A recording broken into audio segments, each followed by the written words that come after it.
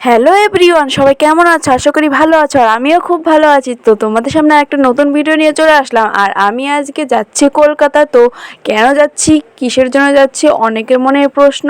তো এই ভিডিওটা পুরোটাই দেখো, তাহলেই জানতে পারবে আমি কোথা থেকে গেলাম আর কি করতে গেলাম। অবশ্যই জানতে পারবে, দেখতে থাকো। আমি যখন বর্ধমানে আসলাম, তারপরে কিন্তু দিদা একদিন আমার সামনে এসে বলল যে দিদা দেখ, একটা ডক্টর আমি ফোনে দেখলাম, প্লাস আবার টিভিতেও দেখাচ্ছে, তো এনার কাছে চল আমরা যাই।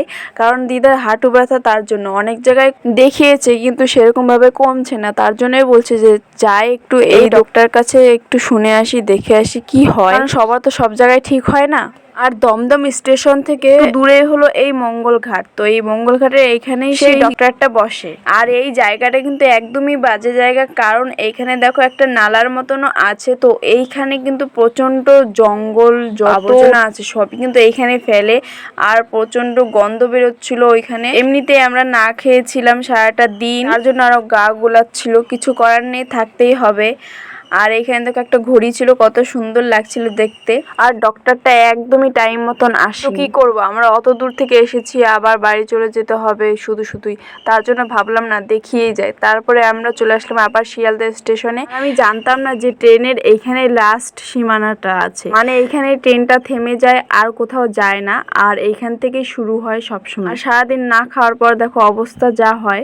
তারপরে কিনে নিলাম শশা, কারণ আমার গা গোলাচ্ছিল আর ভালো লাগছিল না, কি খাবো। তারপরে দিদা বললো যে একটা ফল নিয়ে আসতে, এটা খা। আর দিদারা খেয়েছিল ছাতু। আর আমরা কিন্তু সারাদিন কিছুই খাইনি, এই তো লাস্টে এইগুলোই খেলাম। দিদা দাদু সবারই কিন্তু অবস্থা, সবারই কিন্তু খারাপ হয়ে গেছে।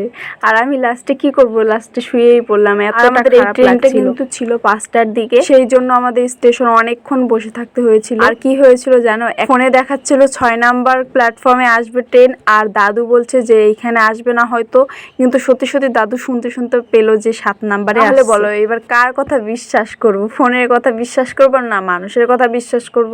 আর এই ট্রেনগুলো এমন ট্রেন, না করা যায় রিজার্ভেশন, আগে থেকে কোনো টিকিটই কাটা যায় না, বুকই করা যায় না, কেমন একটা লোকাল ট্রেনের মতন দেখতে। আর আমি জানতাম না যে শিয়ালদায় প্ল্যাটফর্ম এতগুলো আছে, আর এত বড় প্ল্যাটফর্ম। সত্যি আমি ভাবতে পারিনি যে আমি ওই জায়গায় আমি যাব, মানে সুবিধা যাবে। আর ফাইনালি রাত 8টার দিকে পৌঁছে গেলাম আমরা পানাগড়। তারপরে গিয়ে আমাদের স্নান করতে হবে, খেতে হবে, অনেক ঝামেলা। তো যাই হোক, কিছু করার নেই, অনেক কষ্ট আজকে হলো। তো রুগী নিয়ে গিয়েছিলাম, লাস্টে আমি রুগী হয়ে গিয়েছিলাম, কিছু বলার মতন না। আর এই ভিডিওটা কিন্তু অনেক দিনের আগের, অবশ্যই অনেকেই জানো। তো আমি কি করব, আমি সময় পাই না সেরকম ভাবে। আর এডিট করতে কিন্তু অনেকটাই ঝামেলা, যারা এডিট করে তারাই জানে কেমন লাগে। তো যাই হোক, এইখানে ভিডিওটা শেষ করলাম। তো সবাই ভালো থেকো, সুস্থ থেকো। আর পরে আরও ভিডিও নিয়ে আসছি, এডিট করার জন্য আসে না। তো যাই হোক, টাটা।